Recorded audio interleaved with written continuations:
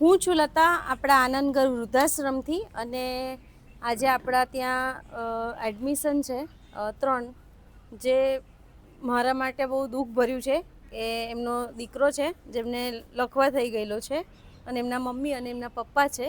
તો એમના ઘરની કહાની આપણે એમનાથી જ જાણીએ કે એમને અહીંયા કેમ આવવું પડ્યું.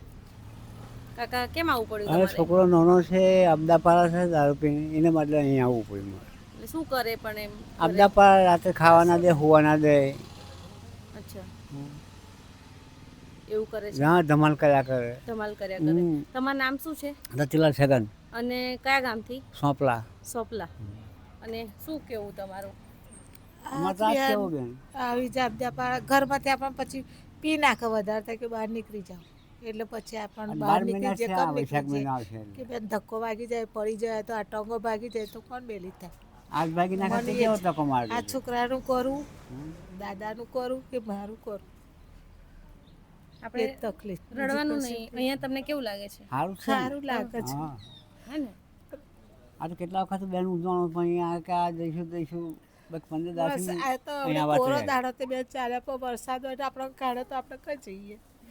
એટલા માટે આ દાદા કે હવે થઈ જતો રહીએ. ધપ્પા જ નહીં જતો તો શું કરવાનું બોલો બેન? અહીંયા ગમે છે ને તમને? ગમત છે, અહીં તો મારે અહીં જ રહેવાનું. બસ અહીંયા જ રહેવાનું, બરાબર.